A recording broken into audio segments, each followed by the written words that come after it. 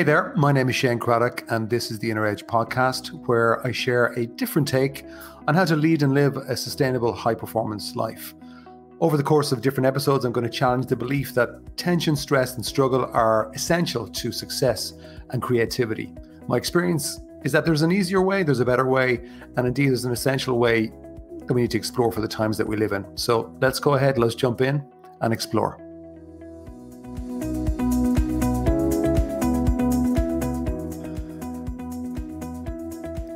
Hey there, you're very welcome to today's episode with me, Shane Craddock.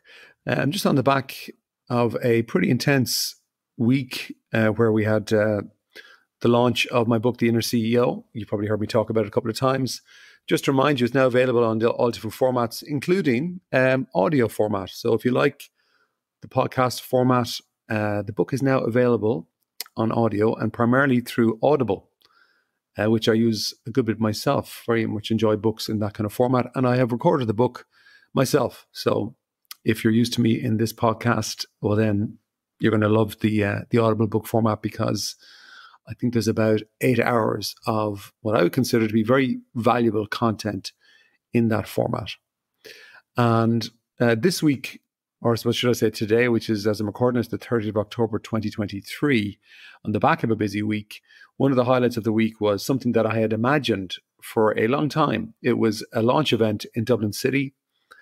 It was with clients, and it was very much a fun event, but I had honestly spent a lot of time over the last couple of years imagining this particular evening. And I'm delighted to say that actually, not only did it happen, but also it went better than my mind expected, which is one of my favorite things. But I want to talk a little bit about today about using and misusing imagination. And I suppose maybe to lead us into that, one of the things I'm going to share from the book is there's 5 fundamentals that I talk about. They're kind of assets or capabilities for how your inner world works. And one of them is that your mind is like a movie projector, that you experience and feel whatever you think about.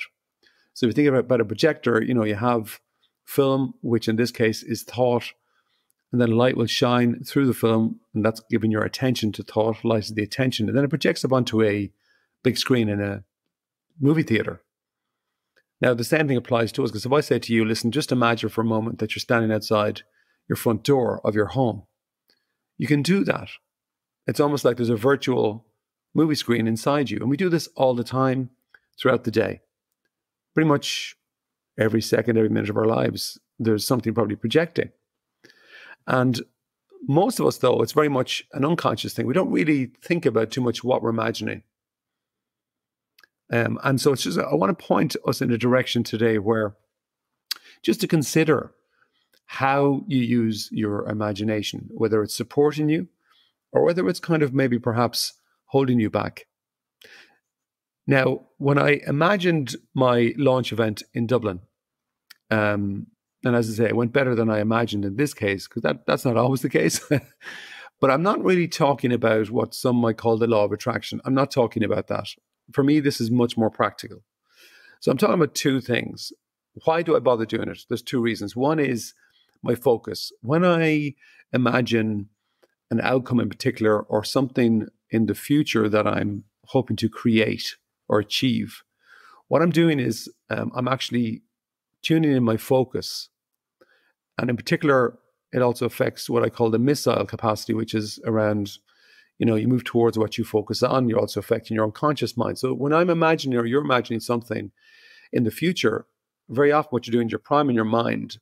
You're telling it, look, be alert for ideas in relation to this particular outcome or this particular experience or event that I'm moving towards, that I want to create. You're telling your mind, be very alert, give me ideas, or point out things to me as I go about my day that are related. So that's the primary reason for, I suppose, using imagination in the way that I do. But the second one, I suppose, is probably just as important. It's to affect how I feel.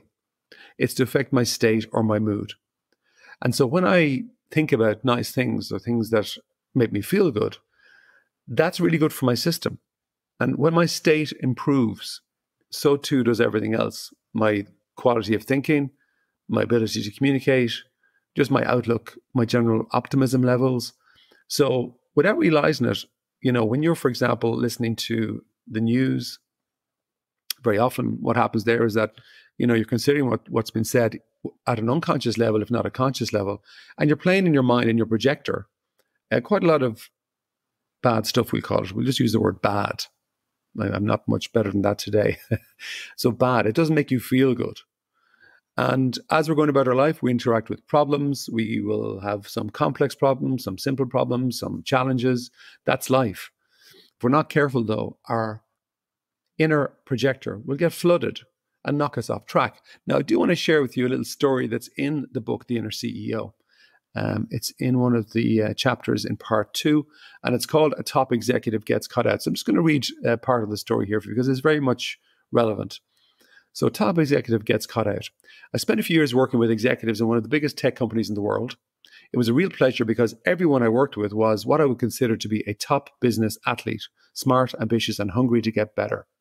One of the executives refused in our sessions to discuss the inner game because he thought he knew enough in that area. And to be fair, he always seemed to be in a good state and an upbeat, optimistic mood.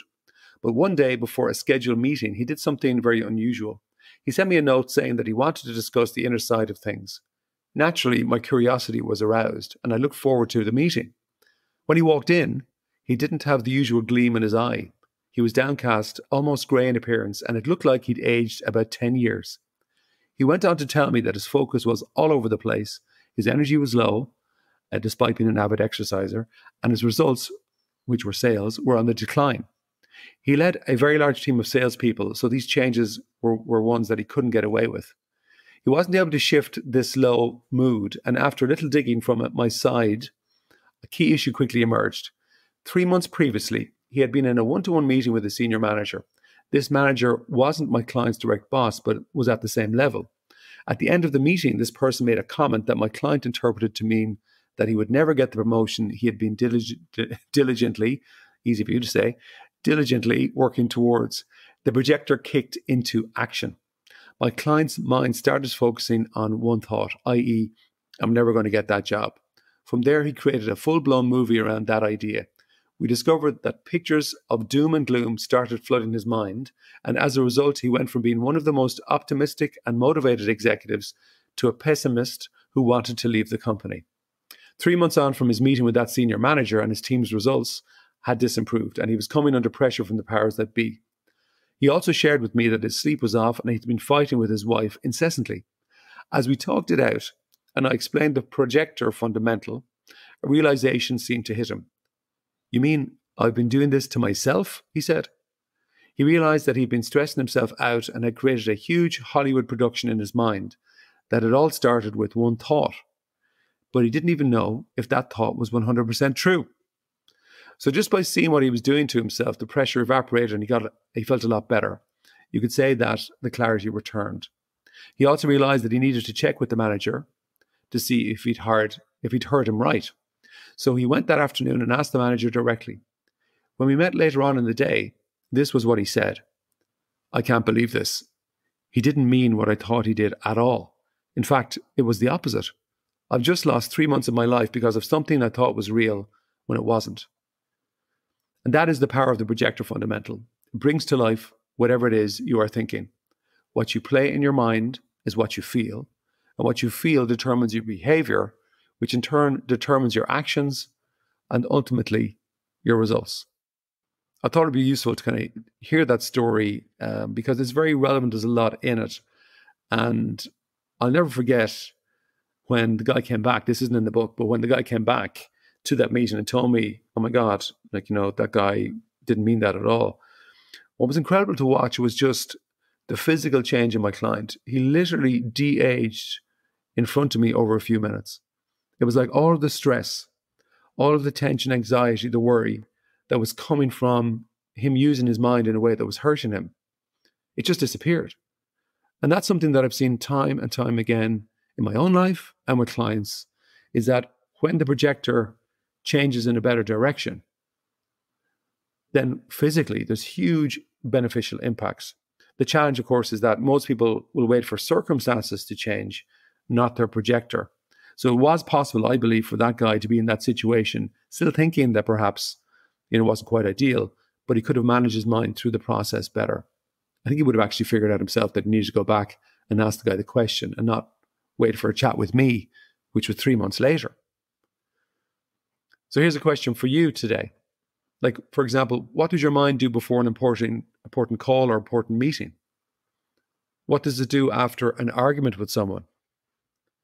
What does it do when you're looking forward to going on a holiday? There's a lot of research in psychology to show that actually the main benefit of going on a holiday isn't so much the holiday, it's actually the looking forward to the holiday, because mentally you're flooding your projector with positive imagery. What does your mind do when you feel hungry?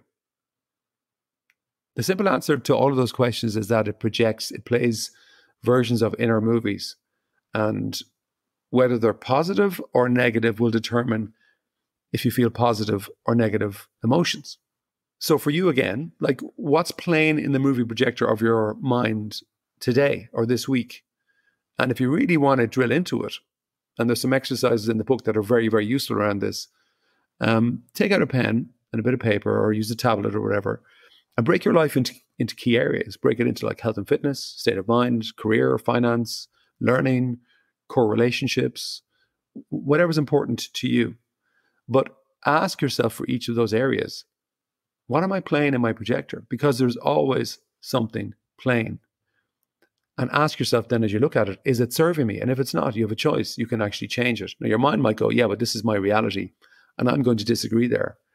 Because just like my friend in the tech company, he thought that was his reality. It wasn't.